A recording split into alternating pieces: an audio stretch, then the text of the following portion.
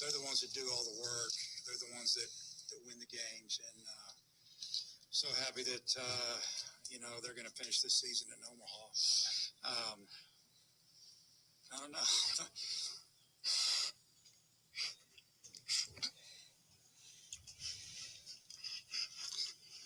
It just means a lot. You damn right it does, Coach. What's going on, everybody? Welcome to the We'll See You Later podcast. My name is Willie Ray. And my name is Jeremy. This episode is brought to you by Happy's Energy and Nutrition, the best energy and nutrition on the planet. This is episode 55. And Will, It's a special one, my man. have we stepped into heaven? No, man. It's Omaha, baby. Them Hogs have punched their ticket to the Elite Eight of college baseball, and we are going to Omaha. The Emerald City of college baseball is the destination. A bright red Razorback caravan is headed your way. They're coming from Little Rock. They're coming from Fayetteville. They're coming from Russellville. They're coming from Pine Bluff. They're coming from Jonesboro. They're coming from all four corners of the natural state. It's time to finish the job. You heard it from the one Willie Ray. You heard the emotion from Dave Van Horn. I've cried I've cried since that came out. We've never seen that. I've never in my entire baseball career of watching the Hogs Dave Van Horn's been here since 2002. never seen him cry. We've never seen, and he's been to Omaha 7-8 times here. That just shows this team is special. He knows it. And of course they are. They went through the regionals and the super regionals in a minimum 5 games. Tennessee, how's that ass feel? I'm done taking pot shots because, like, here's the thing. No matter what that program and the delusional fringe of their fan base try to say, they're their little brother. Yes. They are. You have no baseball history outside of the last, 3 seasons. We got a natty and you don't. Talk to me again in a couple of weeks when you go to the back of the line where you belong. It's just they're not worth talking about at this point. Kudos for you for getting there. They have been, and bye-bye. They have been dispatched with extreme prejudice. There's no debate as to who the better team was. Not even close.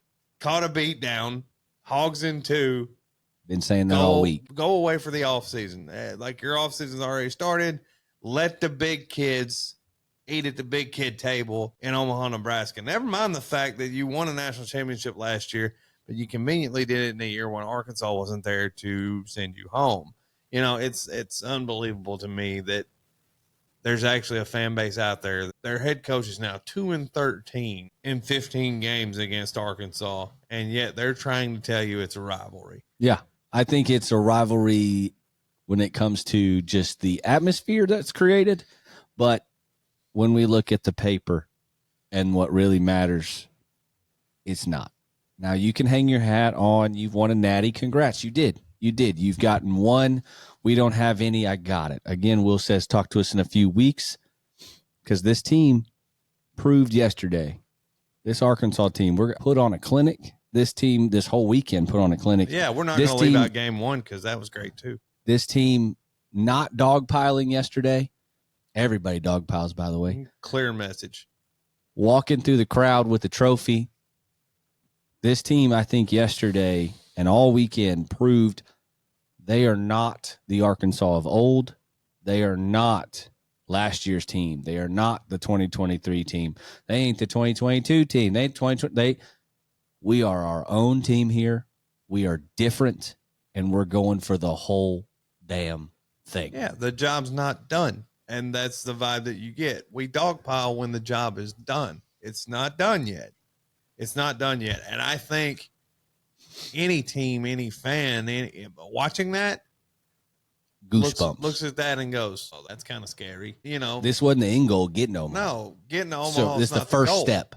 That the goal now begins this week. Getting to Omaha was never the goal for this bunch. No, that was just step 1. It's national championship or bust. Now, do we want to break it down game by game? Because I feel like we should. Yeah, I think so. And it's got to start with the man, the myth, the legend, in that number 33. Oh, man. Game one, set it up for me, Willie. Yeah, Zach Root was nails there. So Tennessee had to pitch off. They had to throw the freshman Marcus Phillips, Stud. who, look, dude, He's coming back. We're well on our way to a Golden Spikes Award for that young man. Like, by the time he's done in college, he will have done everything a pitcher wants to do. Yeah. So much natural ability. Marcus Phillips was great. I feel like he gave him a great chance to win. I feel they had to pitch off because they had to use Liam Doyle for what I think like 140 pitches combined in the regional. Yeah. Something crazy like that. And that ended on Monday. So you wanted to keep Doyle on regular rest and pitch him in game 2 on Sunday. So that puts Phillips in the crosshairs for game 1. Of course, Tennessee's catcher Peebles was suspended for a game because he couldn't keep his damn mouth shut. Yep. Against Wake Forest and Ended up costing him. and got thrown out. So he's suspended for game 1. So you have a number 2 starter, ultra talented, but you have someone not named Liam Doyle starting game 1 and a backup catcher starting redshirt freshman. This becomes, you need to get this one.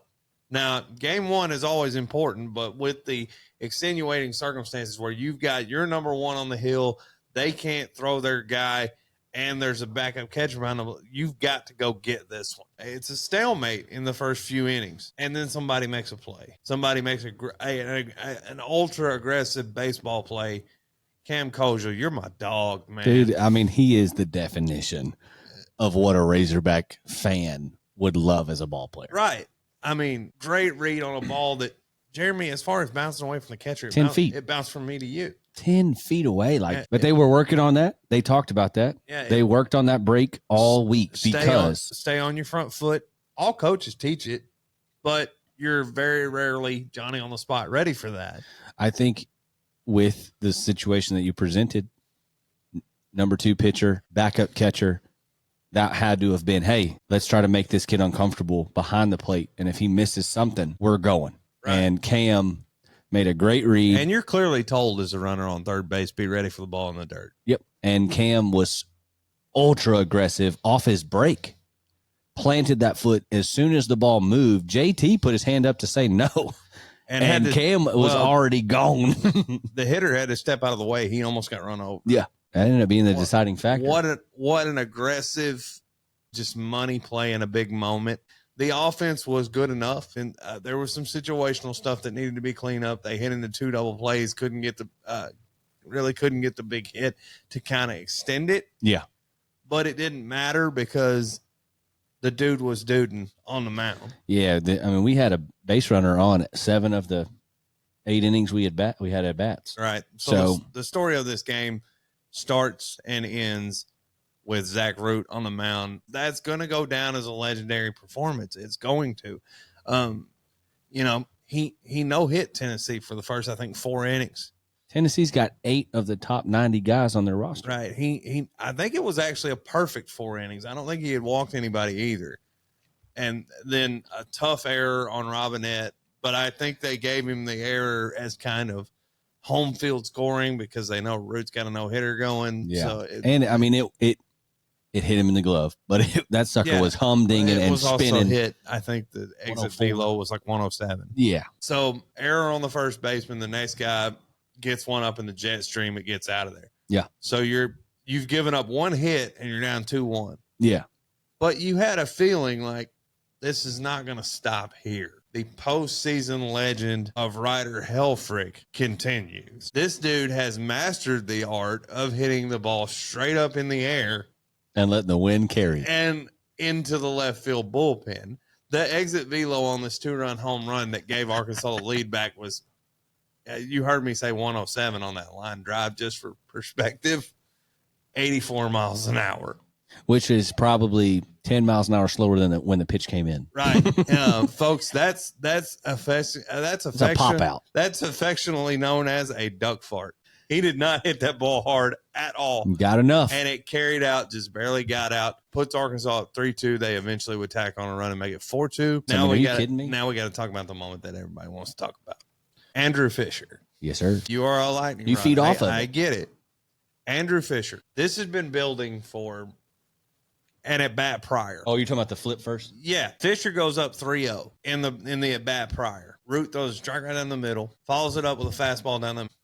Fisher swings through it. When he swings through it, he proceeds to start hopping around, yelling about how I just missed it. He's spitting. He's doing. This is after doing the dumb shit that he's doing. Where on the first 3 balls, he's telling you what he's calling out the pitches as he's staring into the dugout. What like this is? For those of you who don't know, Fisher, the first baseman, everybody hates him.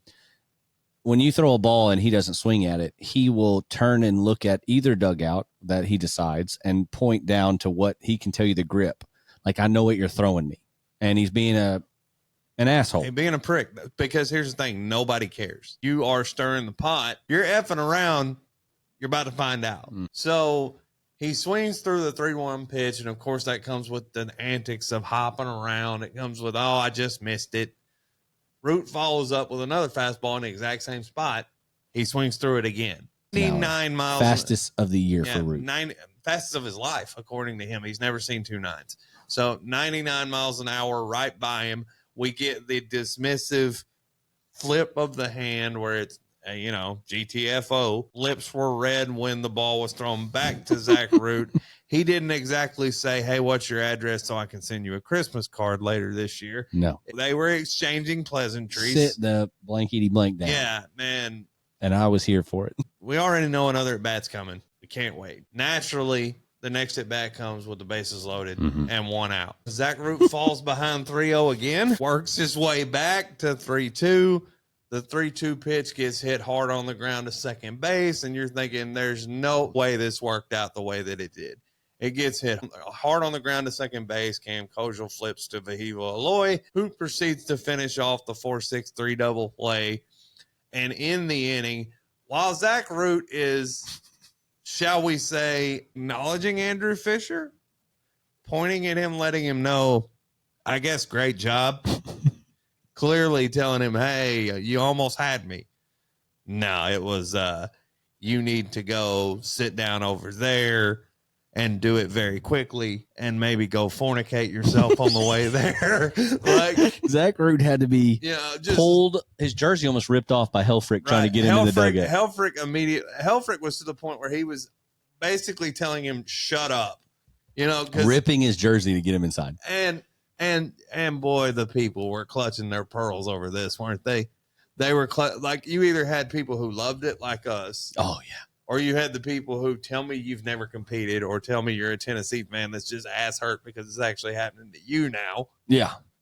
This is so classless. Dude, get out of here. Like, I don't like Tony Vitello at all, but I will give him credit that after the game he did say they're competing. I have no problem with it. He could have turned a cartwheel if he wanted to. And what do you do there? I'm not saying I agree at all with it fully. Like, Zach, no, here's the thing. And I still thought it was incredible. And why I don't agree with it. The only reason why I wouldn't agree with it has nothing to do with, it's bad language, it's bad sportsmanship. No, it's just not smart because he came out to pitch the next inning. Yeah. So don't, for lack of better terms, blow your wad and then have to come back out and pitch the next inning. Or don't get the other team a little bit more hyped up because you've got them buried. Like, if you give no emotion, I'm not saying don't give any, but if you don't feed into that, because with a team like Tennessee, what made me a little nervous was if you start feeding into their side, does that help them? Like, does that in return get them a little bit jacked up because they were depleted? It had the exact opposite effect. A bunch of fake tough guys that try to play the part. You hit the bully in the mouth and they run around the block crying. Yeah. They're not a bully. They're not. There's nothing about them that's tough. There's nothing about them that's actually what they portray. It's just about trying to get you off your game. Well, when you match that energy, they wilted. Yeah. They wanted nothing to do with it. Tony Vitello comes out and is complaining about how both sides got a warning. You instigated this, Tony. Your player is instigating this by doing these douchebag things that aren't against the rules, but it's almost like the kid who does this and goes, I'm not touching you. Yeah. I'm not touching you. Like, that's what it reminds me of. If you F around, you're going to find out. You effed around and found out, got a piece of your own medicine, and I got to be real, it was one of my favorite moments as a Razorback fan ever. Loved it. Loved it. I did. Zach Root, I don't even know if he's legal drinking age, but if he is, the first beer's on me if I ever meet you, buddy. What's up, everybody? It's your favorite co-host from the We'll See You Later podcast. This is Willie Ray. This episode of We'll See You Later was brought to you by our friends at Foul Play Golf. Founded by Arkansas native Grant Roberts, Foul Play Golf is a burgeoning apparel company meant for those of us who will never break 100 on the golf course. That's me, and don't be ashamed. I know it's you too. Above average apparel for the below average golfer. Jeremy and I have already placed orders. You can too by visiting their website at www.foulplaygolf.com. That's www.foulplaygolf.com. Foul Play Golf, where we break rules, not par. Look, if you're clutching your pearls over this, you're telling me you've never competed in anything in your life. I'm here for it. I would have the same reaction if it had happened against Arkansas. I would hate it. I wouldn't like it. Yeah. Zach Root actually went out and pitched another inning. Yeah. After that, 3 up, 3 down, and then you bring in the gag. Get the gag, win the game.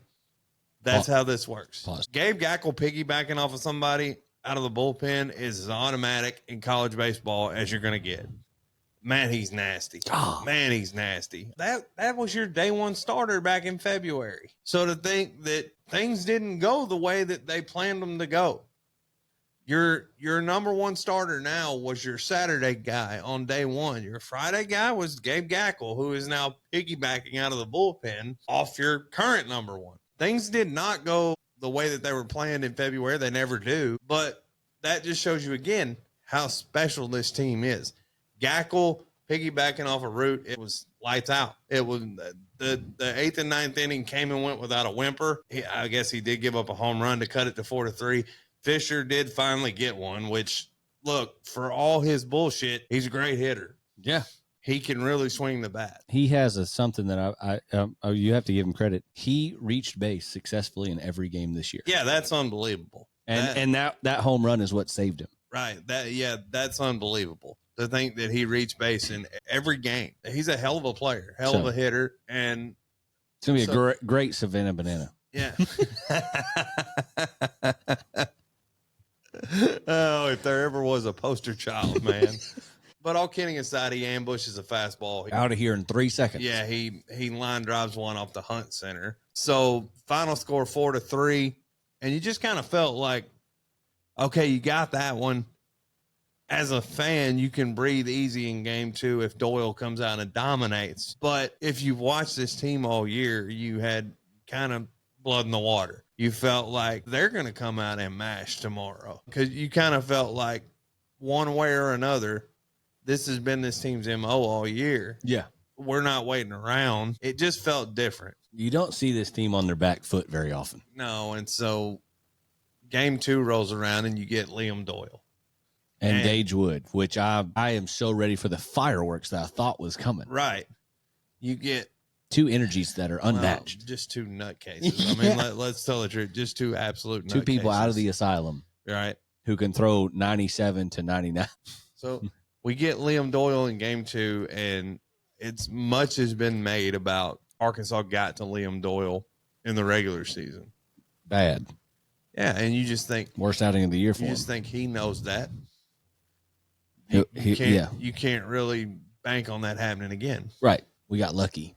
But we forgot what team we're dealing with here because they just upped the ante and did it again. What we are phenomenal at, and I don't care how good of a pitcher you are, we are extremely patient, and you will have a fight on your hands 1 through 9.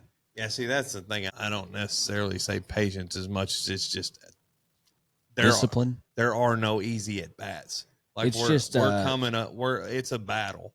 Well, you look at you're in for a rough AB. I think that if you had a Gage Wood on Tennessee, he'd walk almost all of us because we're not chasing.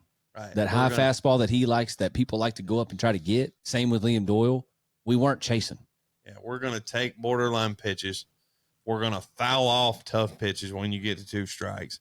you are going to elevate your pitch count against us. You're going to wear yourself out. And I think that's especially when you are a max effort guy like Liam Doyle. That look, his changeup's 91. Right. You know, like that's just, you know, you're going to get tired. And that's what ended up happening. So the scoring begins a few innings in. Third inning? Yeah. Chuck Davalon ambushes a fastball. Clearly a guy looking for a heater. And if he had got anything other than a heater, he probably would have screwed himself in the ground. Yes. But he got a fastball, got the head out, and hit it off the Hunt Center. And hit it off Dave Van Horn's office. Yeah, if the Hunt Center hadn't been there, it'd probably still be rolling. Yeah. Crushed the ball. Absolutely crushed it. I mean, A+ effort on the bat flip. That was cool. So what does this mean? I don't know. Whenever he's to the crowd, you know how we do the heart thing or whatever? Yeah. If you watch Chucky. Yeah, he's done it there. And I'm like, is it like a bear? Like he's you know what it means to me? It means Chuck just hit the shit out of that baseball. That's what it means to me. I wish a reporter would see this. Ask Chuck what this means because I love it. That means the ball gone. So 2-0 Hogs. This is where game 2 turned in the next half inning. This is where game 2 turned because you kind of felt like, okay, Tennessee's about to make their move here. They go single with nobody out. Yeah. Bases loaded, nobody out.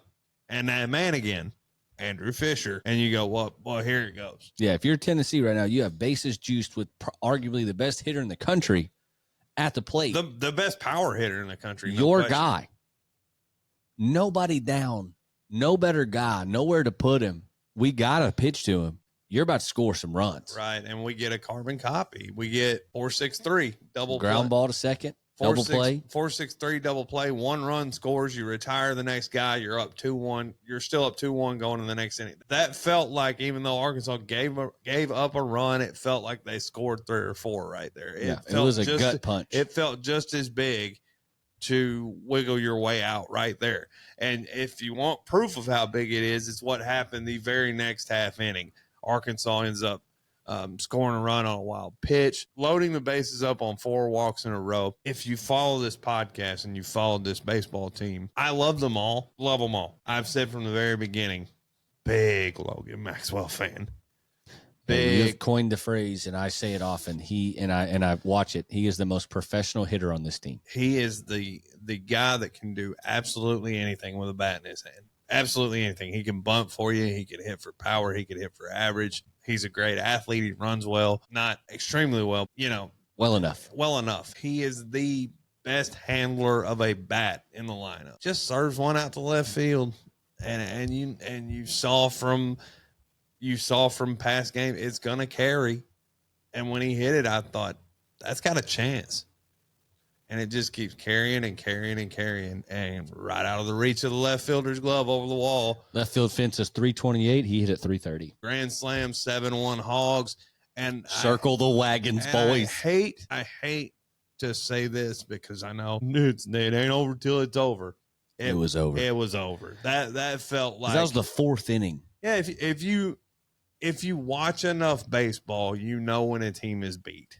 They rolled over. There's been conjecture about Tony Vitello going and getting Liam Doyle because in that half inning, we score on a pass ball with the bases loaded. As runners on second and third, Davalon's up. He walks Davalon to load the bases with 2 outs to get to the SEC Player of the Year. Yeah. What are we doing here? I saw his analogy, and he was more afraid, which is wild, of Davalon because of Davalon's previous at bat, hitting it and catching that fastball so clean. And he said that, I know it sounds crazy, but Vahiva was struggling more than Davalon. Well, he's right about one thing. It does sound crazy. You can't walk a guy with 2 outs to get to the SEC Player of the Year. Seeing Charles' reaction when he got on first base, did you see it? He was just like, he literally was laughing and shaking his head to our first base coach, like, what are they doing? Yeah, like you have a chance to get me out and you're going to walk me to pitch to that guy? Yeah. Baseball karma gets them. So scored. We score a run on a wild pitch, and then Vahiva gets hit in the hip. They go and get Liam Doyle. I think he threw 1 pitch or something crazy like that. I mean, just the management of the arms in this game. A little wild because I mean, at the end of the day, you went and got Liam Doyle. I know it's hot. I know he's working his ass off. I know he had thrown like 73 pitches. I think that, and Tony Vitello too was, I think he was trying to protect Liam. His analogy was he believed that Liam had a lot of the lingering from the week before. Oh, no question. Yeah. So he said, I think that looking at him, he goes, man, I couldn't take him out. He would have stayed out there for 9 innings. I think he was trying to protect his guy of like, it's there, but he's not as consistent. And yeah, he was off. I mean, he was off. So he didn't have his best stuff and he went to go get his guy, which I agree or don't agree. Like, I don't know. It was wild. Like, I think he did it out of respect for Liam. The timing, obviously, for Liam is, what are you doing? But he had to have seen something that he didn't like. I've got to shut you down here. Yeah, and look, things didn't go well for Tennessee. Nobody wanted to see that happen. Nobody who's a Tennessee fan wanted Liam Doyle out after 73 pitches. But I will say, as wild as that sounds, if you watched it, he was out of gas. Yeah. Like, I think, and nobody from an Arkansas standpoint has talked about this because why would they? We might need to send a thank you card to Wake Forest for winning one game. Yeah, because you win one game, and you put them in a position where they had to bring him back. He threw about 120 pitches in the first game that he started of that regional, or the second game, I guess. In the second game that he started of that regional, he threw over 100 pitches, and then he has to come back and throw 3 innings on Monday to close it out. Wake Forest getting a game and forcing another one was big for this series. Yeah, did you hear Tony Vitello talk about that? Tony Vitello said Liam came up to him and said, I'm going to the bullpen, and I'm not going down there just to throw. Yeah, put me in the game. He's saying for Wake Forest, put me in the game. Like Tony was like, I didn't even tell him to go to the bullpen. That was his own doing. I'm letting you know. So he's like, you can't tell that kid nothing. And so what ended up being, I'm saving this team's season, lingered to the next week and ended that season. Right. Which you got to pick your poison. Yeah. Would they have won without him against Wake Forest? Maybe. But now we'll never know. Right. And it ended up being the poison apple right there. Them's the breaks, and that's why if you get a chance to win the regional in 3 games, you need to do it. And again, and save your arms. So, Wake Forest getting a game 100% affected game 2 of this series. It seems crazy to say, but that's the truth. With summer just around the corner, I'm sure you have some health and nutrition goals. Let us here at Happy's Energy and Nutrition meet those goals with you. We do protein shakes at 200 calories, 24 grams of protein, 9 grams of sugar, and they taste like ice cream, so you're cheating without cheating. We also do energy drinks. You see me drinking them every single day on the podcast, loaded with B vitamins, some caffeine, and we use aloe, no sugars. It is absolutely delicious. They are a great meal replacement, energy replacement supplement for you. Come visit us at 11321 West Markham, Suite 1, right next to Wingstop in Little Rock. We're open 7 to 2 Monday through Friday and 9 to 2 on Saturdays. That's Happy's Energy and Nutrition on West Markham. So, Liam Doyle leaves the game, and then promptly the grand slam to Maxwell is given up. Like two or three pitches. And they cut to the Tennessee dugout. Mm-hmm. Right to Liam Doyle, and he didn't say fudge. No, he did not. He didn't say fudge. He Ralphied him. Yeah, from the Christmas story. He said the F dash word. He Lifebuoy soap, the whole deal. Mm-hmm. That's what I'm saying. This wasn't like an Arkansas or Tennessee thing. These guys on both sides were competing their asses off, and there was a lot of emotion on both sides. But now, look, we go back to what I said. As baseball fans, when the dagger's in, and this game was over when that ball, 4th inning was done.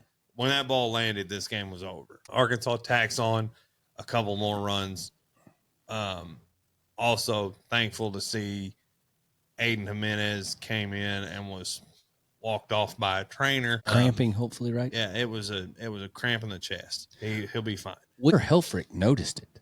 So you want to know why? Did they have that communication? Ryder Helfrich is a catcher, and one pitch came in at 95 and the next pitch came in at 90. Like you would normally see like a pitcher kind of like Ryder caught it immediately Yeah. and was like, normally you would see like Ryder come out to him, you good? And then Aiden be like, nah. And then like, now we're calling him in. Ryder was behind the plate, pointed and said, Well, help. and that's what happened. I think Ryder, right. I'm just saying he's a damn good catcher. Like, so Jimenez has been on a plan all year because we're just now to the point where he's like, what, 15, 16 months removed from Tommy John. Yeah. That's crazy because it's supposed to be like an 18-month recovery. Yeah.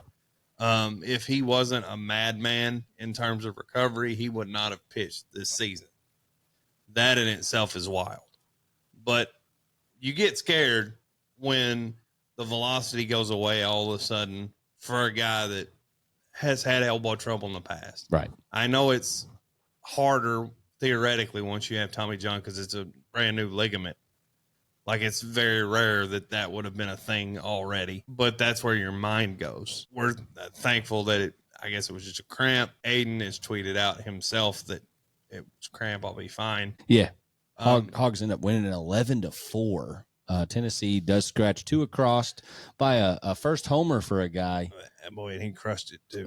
Safe to say, I was watching a little bit of a Tennessee Reaction podcast, and they truly believe that will be their leadoff man next year. Yeah, he seems special. So he seems special. Hit a home run off Christian Fouch, which we all know Christian Fouch throws a hundo on the regular. So if you get that barrel around, it's going to go, and it did. At the end of the day, it's Hogs and 2. We're going to Omaha, and here's the thing, guys. There was absolute lunacy that kept happening everywhere else. Like, you see Hogs in 5, and you think, man, this has really been dominant, been kind of boring. But what makes it so unbelievable is that Arkansas is dominating their way through this tournament, and they're the only thing that's holding serve.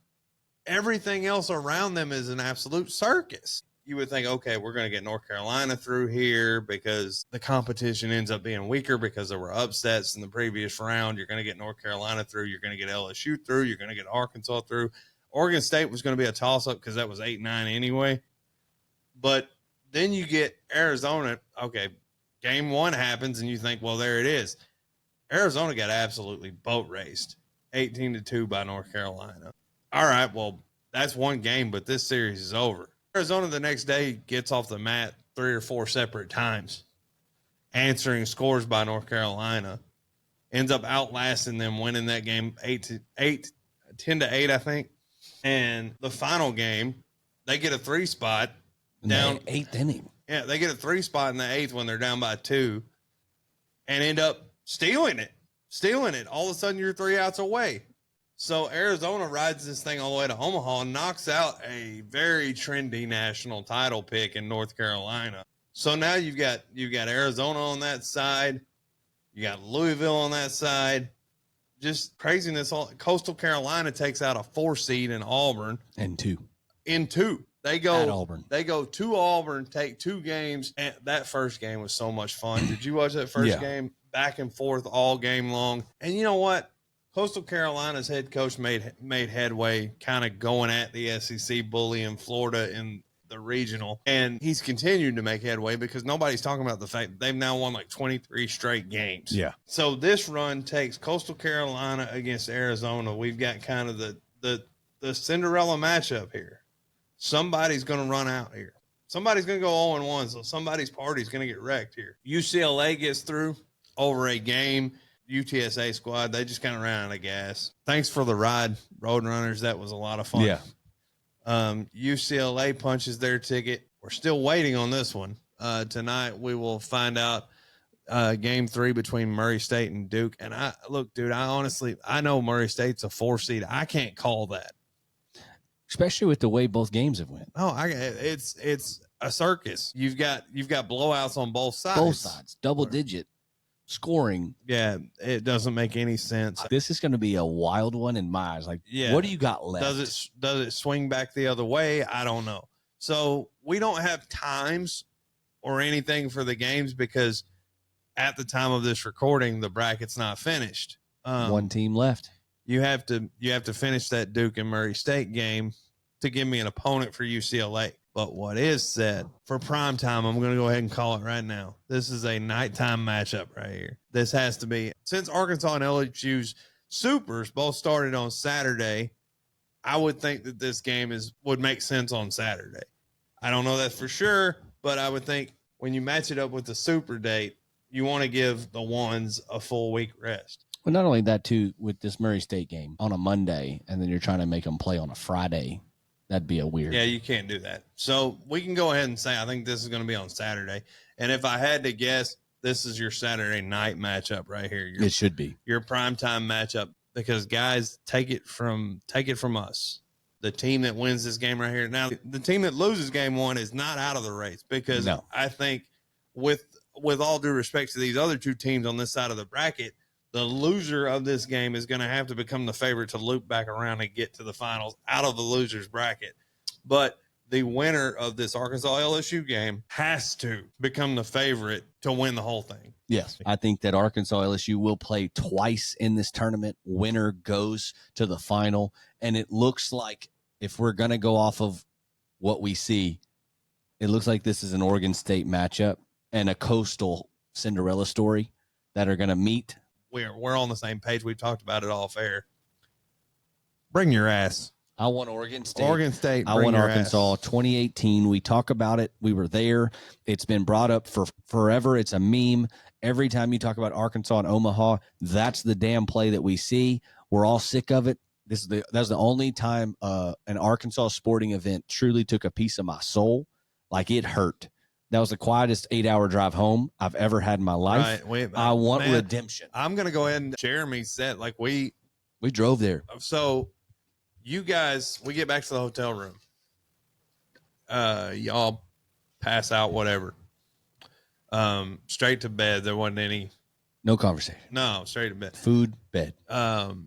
You guys woke up the next morning and I was still sitting in the same spot. Never moved. I was still sitting in the same spot, just stared at the wall. But look, if you're asking me what I want, I don't care who comes out of that. I truly don't.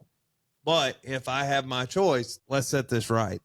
Yeah. If I have my choice, let's set this right. We get to the finals, Hogs in 2, lift the trophy up. Don't ask us what we think's going to happen. You already know. Yeah. I think if you're going to pick this, though, if we go quickly, game by game, fast. Did that last hailstorm damage your vehicle? Don't stress no more. Our friends at Finished Dentless Hail Repairs got you covered. Up to $500 off your deductible. Give them a call at 501-422-4161. That is Finished Dentless Hail Repair out of Little Rock, and let them know that the We'll See You Later podcast sent you. Louisville, Oregon State. I think Oregon State. Yeah, I'm taking Oregon State here. I'm going to go ahead and. Do you ride the Coastal, or do you like the Arizona Bats? Yeah, game one for Arizona was a problem. It's kind of like when their back's on the walls when they start showing up. I'm going to take Coastal, but I'm not confident. Go Oregon State, Coastal. I think Louisville goes, but I think that it's a Coastal Oregon State push. I think Oregon State gets the job done. And then I go down here. I think that Murray or Duke is if they're going to run out of steam here. I think UCLA gets them early. Arkansas, I'm picking us. I think that we can. LSU did look. If we're going to look at the pitching and the numbers, because they're the best 1-2 punch. LSU rides their pitching with Anderson and Heinsohn, and they absolutely should. They're studs. But West Virginia raked. They did. I know that it was a 16-9. It was a 2-0 regional. Like when you look at it, you think LSU went 2-0. They dominated. They did, but they did it because the Bats. They did it because West Virginia can't pitch. That they made them flip, and kudos to LSU for being able to do that. But Anderson and Heinsohn did not look like themselves. Neither one of them pitched well. Emphasis on Cade Anderson. He got rocked. Yeah. So I don't expect that to continue, but I also am not naive enough. If we go to the season numbers, Arkansas lost 2 out of 3 to LSU in the regular season. That was on the road at Alex Box Stadium. We ain't there. The first game didn't start until 9 o'clock, and it ended in extra innings at like 1:20 in the morning. And it was a pitcher's duel back and forth the whole way. So sign me up for Root versus Anderson 2.0, but we're not at Alex Box Stadium, we're at a much bigger yard and a neutral site. You have to go Arkansas here. Yeah. Like, I know how good LSU is. There has to be an attitude shift that no longer is it Arkansas has to play somebody. You have to play Arkansas, and that's the problem. These are the bullies on the block. We are If you that see team. Arkansas on your schedule, they say, oh, shit. Yeah, we are that team. There is no scared. There is no backing up. There is no we need to play this team and not this team. They have to play Arkansas. We are the bullies. This is the year, folks. It just is. It has to be. If not this, then I don't know when. Yeah, because this is the best team I've ever seen play in my lifetime, like top to bottom. You couldn't tell me that through the end of April that you would see 1 through 9, 300 average for everybody. Yeah. You wouldn't tell me that 7 of 9 at the time, that might be better now, 7 of 9 had double-digit home runs. What are we do? And then to pair that with the pitching, that is taking a step forward since the postseason started. Unbelievable. This team right now, the only way that this team loses is if they get in their own way. Because I don't think anybody, if you go best on best, you ain't touching us. Yeah. Arkansas's best versus everybody else's best. You cannot beat them. You cannot. You can't. There's not a team left that's going to beat them. So the biggest game maybe so far in Arkansas baseball history is right here on Saturday night. Saturday night, the phones are powered down. Leave me alone. Don't talk to me. Don't ask what I'm doing. You know what I'm doing. This is serious business here, folks. You go 1-0 right here, and you get the winner of this game up here. And here's the thing: 2-0 in Omaha puts you in the driver's seat. Yeah, you have to get double dipped. Yeah, 2-0 in Omaha puts you in the driver's seat. But I'm here to tell you, 1-0 is you can't go 2-0 if you don't go 1-0. And all due respect to these two teams up here, but there's a big talent gap. Right? There just is. There's a big talent gap. And whoever their guy is for game one, they're going to have to use it to try to get past each other too. This is huge for both teams. I'm leaning Arkansas just on how they've been playing, how they've been pitching top to bottom. Think we can get UCLA second round. I think Murray or Duke is screwed going up against Nianson. If it's Murray, I wonder if they pitch off. I mean, I know you're facing elimination, but do you do that to face an Arkansas or UCLA in the next round? Like, do you pitch your game 3 guy against a Murray State in an elimination game and leave Ianson for game 3? Like, right. You got to start playing the strategy game. I think whenever LSU, if they work their way back through, unless something crazy happens, which, I mean, it could happen. This is Omaha. If they do work their way back Here's the thing, too, though. If you don't pitch Ianson in game 2 after you lost game 1 and then you mess around and lose that game, it's going to be loud. Right. It's going to be really loud. It's not like you can't start somebody else, and if it's going sideways, bring Ian. Saturday night's the make or break game, folks. We've talked about it for weeks. The first step was getting out of your regional. The next step was you obviously looked at the bracket and you figured, okay, the next step is going to be getting past Tennessee in the supers. Arkansas has passed those first 2 tests with flying colors. The final test, as far as I'm concerned, are you that team that gets it done? You got to win here. Right. You got to win here. Zach Root, after what I saw, is the guy I want. These last 2 games, it's like, okay, well, he's got the postseason makeup. He wants to be the guy in the big moment. Look, if you're not riding with Arkansas at this point, I don't know what to tell you. If we get through LSU, which I truly think we can, it's hard for me to see a way where we're not in the finals. It's really hard for me to see a situation where Arkansas takes game 1 and they're not playing for a national championship later in the week. I don't know nothing about UCLA. They're a national seed, great. Murray State, Duke, great story, hot teams. Anything can happen in Omaha. I will say that. Like, getting here, now anything can happen here. You don't get here by mistake. No. You don't make it through a regional and a super regional and get here by mistake, by luck. You're hot. You're good. You are human. This is going to be the biggest ballpark most of these guys have ever played in. Oh, it's big. Not talking about that either. It's big for a pro ballpark. Yeah, they play AAA ball there, and it's a big yard. You're going to have to square up balls if we were trying to leave the yard, but it also opens up a lot of gaps. You can hit the gap. You're going to get doubles and triples all day long. And you theoretically have to be a team that's able to string hits together. Right. Because you can't really count on running one out of there. Right. It's going to happen. It happens every year, but your approach can't be, I'm going to go up and hit a bomb. Hopefully we are the last team standing in our side of the bracket, and we don't give a damn of if we had to pick. I want the best of the best that they got over there, which is what they say is Oregon State. But I'll take whoever you got. Yeah, Hogs by a million. I don't want you, if you're watching this podcast and you're timid, take a page from the Cam Kozel playbook. This ain't the time to be timid. It's time to be bold and attack it. I told myself when it was clear that this team might be different, they might be the one to do it. I am not going to be the fan that dreads this year. I'm not going to be the fan that goes, it's not going to happen until it happens. Right. I'm going to be bold. I'm going to put myself in a position to where I enjoyed this because I always believed in it. That's just what I've decided because I think this team is special. So I'm going all in and I'm going to be bold. Arkansas raises the trophy at the end of this thing. I think, too, it's kind of cool feeling not hopeful.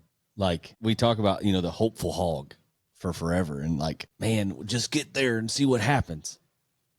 I'm so in love with this team, top to bottom, that it's not, I don't feel hopeful. Like, I just feel like if we show up and show out the way we're supposed to, you believe it. It's over. They're going to get it done. Like it's they're done. They're going to get it done. Watching them play, watching this attitude, these guys, this is like a brotherhood. Yeah. A true, and if you haven't played sports, it's hard to, I guess, see that.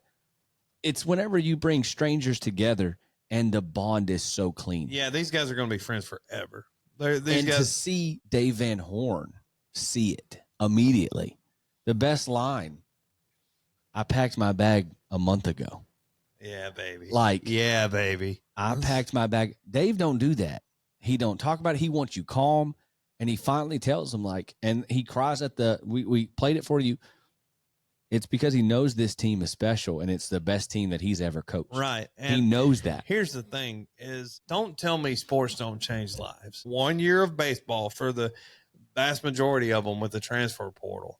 They will be friends and it will be a brotherhood forever. We need to go back to what we kind of brushed over it. Not just that Arkansas didn't dogpile getting that's a boss move in itself, but what they did instead. We watched Will McIntyre tell the Hogs Plus crew that he was the one who said, let's take a lap around the field. And he was originally thinking, okay, we'll go around the warning track and we'll high five everybody. The Heva Aloy decides, hell with it. I'm taking the trophy and I'm going up in the stands. And they proceed to walk up the steps from the lower level, getting mobbed like rock stars the whole way up. Go to the concourse and do a lap around the concourse, high-fiving everybody. Cam Kozel is a vibe.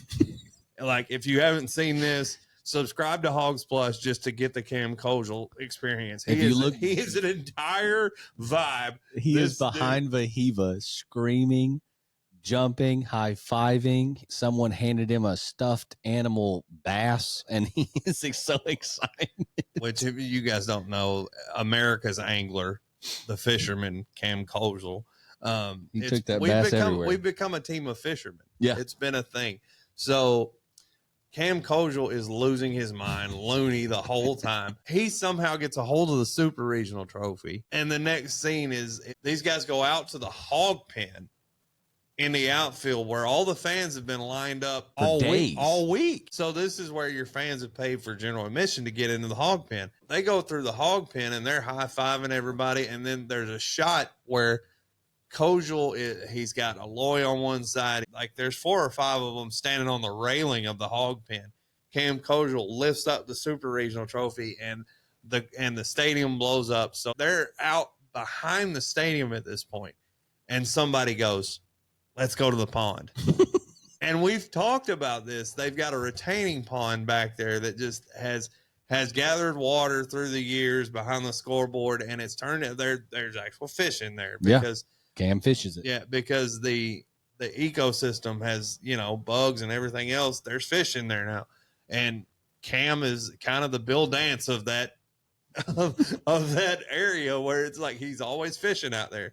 So I'm assuming somebody knew Cam's holding the trophy. He's kind of running this thing at this point. If I say let's go to the pond, we're going. He's going to take him to the pond. So like Cam goes, you know, they start screaming, start running toward the pond. They don't know how they're going to get back there. Yeah, they didn't know there was a spot. They were like, there's got to be a way. The next shot is them hopping the fence. Mm-hmm. The entire team hops the chain link fence to get back behind the scoreboard. Somebody says, let's go swimming. And they start screaming for one particular player that turns out to be, they call him Steve's, but it's Steele Eves from Lone Oak, Arkansas, a freshman relief pitcher. Who's scared of nothing. Bless his heart, is he's a redneck. He just is. Country boy. He's a redneck. And they're screaming, and you can hear them, Steve, and he takes off on a dead sprint from the berm, does a pencil into in 1 foot of water. Yeah, it does it, and it's muddy water. Yeah, I mean, and probably radioactive. And It's gross. Dude, it's so nasty. But so they're losing their minds, and he gets out and he's covered in mud. He looks like a swamp thing. And I couldn't let the boys down. I couldn't let them down. They said jump in. I couldn't let them down. Hell yeah. So they cut to Dave Van Horn, and somebody, I guess, has told Dave Van Horn while he's still on the field that his players have gone to the lake behind the scoreboard, and someone has jumped into the pond. And before they could even get it out of him, he goes, was it Cam? And they said it was Eves, Steele Eves. And he goes, oh, hell, he's not scared of anything. Yeah, he said he'd come out with a turtle or a cottonmouth. Yeah, he's like, he's not scared of anything. That doesn't shock me. But I say all that to say these guys are just different, man. Mm-hmm. They understand the moment. And I'm sorry, but going forward, the hog walk through the stadium is way cooler than a dog pile. Yeah, that was insane. It just is. The other 7 teams that punched their ticket to Omaha, if you dogpiled, congratulations on going to Omaha, but we've turned you into basic bitches. We have, because you might have dogpiled, but you didn't do anything cooler than what we did. No, that was awesome. But it also, in the grand scheme of things, why didn't they dogpile? Because the dogpile is for when the job is finished. Yes, you're going to dogpile in Omaha, not going to. The dogpile is for when the job is finished. And I absolutely love the message that sent. These guys are all business. The job's not done. I immediately broke out in goosebumps where I was just like, oh, they get it. They get it. It's not done. Like if they had dogpiled, okay, great. But the fact that they didn't sent such a loud message. Right. I don't know. This has been a fun podcast. I look forward to this since yesterday. Absolutely. I knew we get to come on and we get to vent and we get to gush about how much we love these guys and how thankful we are to be Razorback fans at the time that these guys are at the University of Arkansas. Yeah. It's been a privilege. If this gets through to anybody, thank you for the ride that you've given us, because they're not going to play at Ball Marker again this year. Yeah, it's over. That's done. Now, you deserve. It's not about whether you're good enough. We know you're good enough. You deserve to be the team that everybody remembers forever. Damn right. Finish the job. Finish this thing. You deserve to be the first, fellas. This team, for what it's worth, just for the Hog fans, man, this has been the best ride I've ever been on as a Hog fan. Yeah. Like the best ride. Yeah. The most fun, because we're actually not just fans here. We live through y'all of this energy. And when we watch you guys just being kids and playing the game that we all love. Yeah, we can put ourselves right back there. And Dude. we know for a fact, how many times have I told you Cam Kojal's literally me? I love it. How many times have I said, that's exactly who you should be. That's exactly how much fun you should have doing this.